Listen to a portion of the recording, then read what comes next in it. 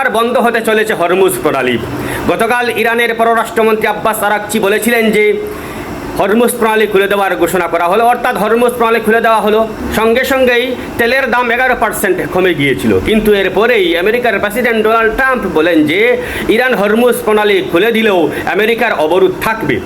সঙ্গে সঙ্গে আবার বন্ধ করে দেওয়ার হুমকি দিল ইরান বলছে যে আমরা লেবানন এবং ইসরায়েলের যুদ্ধবিরতির সঙ্গে সঙ্গতি রেখে হরমুজ প্রণালী আমরা খুলে দিলাম, মানে 10 দিনের জন্য খুলে দেওয়া হলো।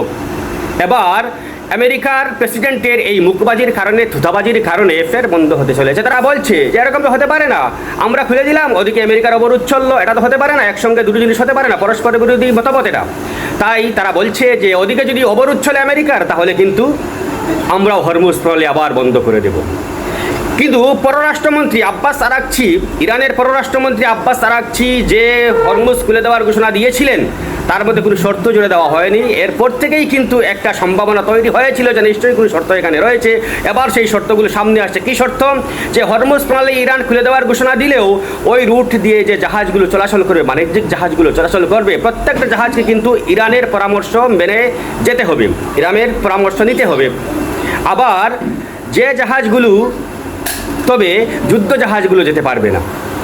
এবার নতুন করে সেই শর্ত চাপানো হচ্ছে। সেই শর্তটা সামনে আসছে তখন যখন ট্রাম্প ঘোষণা করেছেন যে আমাদের অবরোধ চলবে। এখানে ইরান একটা চাল চেলেছে। প্রথমেই হরমুজ প্রণালী খুলে দেওয়ার ঘোষণা দিয়ে সে বুঝতে চাইছে যে আমেরিকার মনোভাব কী। সঙ্গে সঙ্গে অনেক আমেরিকার মনোভাব বেরিয়ে এসেছে। তারা বলছে যে তাদের অবরোধ ওঠানো হবে না, ঠিক আছে, আমরাও হরমুজ প্রণালী খুলে দেব না। আবার এদিকে ইসরায়েলের সঙ্গেও সম্পর্ক নষ্ট হতে চলেছে, নষ্ট হয়েই গেছে প্রায়। ওদিকে লেবানন এবং ইসরায়েলের যুদ্ধবিরতি শেষ হলো, ওদিকে ট্রাম্প ঘোষণা করছেন, তার ক্রেডিট তিনি নিচ্ছেন। তিনি বলছেন Israel is prohibited by the US from bombing Lebanon. মানে তিনি বলছেন যে আমেরিকা ইসরায়েলকে নিষেধ করেছে যাতে লেবাননে বম্বিং না করে। এর থেকে ইসরায়েলের মনেও একটা আঘাত লেগেছে, তার ইগো হার্ট হয়েছে।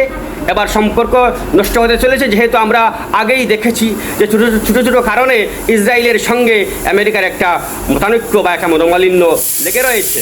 যাই হোক, এবার পুরোপুরি সেটা সামনে এসেছে।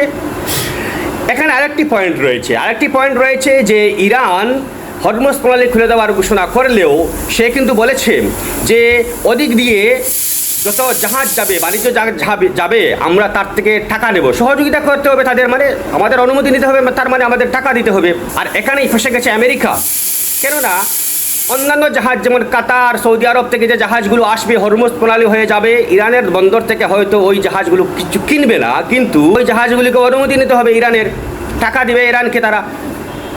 এবার ওই জাহাজগুলিকে আমেরিকা কীভাবে আটকাবে? যেহেতু আমেরিকা বলেছে যে যে কোনো দেশের জাহাজ থেকে আমরা টোল আদায় করব, ইরান থেকে যাওয়া যে কোনো জাহাজকে আমরা আটকাবো। আবার এটাও বলেছিল, তবে হ্যাঁ, যে সমস্ত জাহাজগুলো ইরান থেকে কিছু কিনবে না, ইরানের কোনো বন্দরে যাবে না, তাদের সঙ্গে কথা বলবে না, সেই সমস্ত জাহাজগুলি আমরা ছাড় দেব।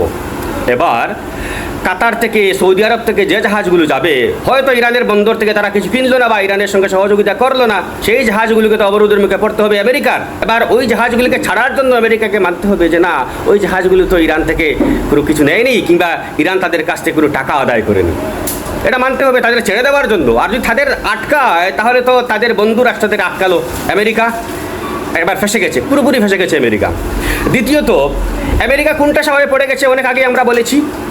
এবার ফ্রান্সে হরমুজ প্রণালী নিয়ে বিশ্বের 40টি দেশের একটি বৈঠক হলো, আমেরিকা সেখানে নেই, আমেরিকার একাই না তারা। ইমানুয়েল ম্যাক্রো বলেছেন যে আমরা ইরানের এই সিদ্ধান্তকে স্বাগত জানাচ্ছি। তার মানে ট্রাম্প একদম খুনটাসা হয়ে পড়েছেন, তিনি মামু হয়ে গেছেন।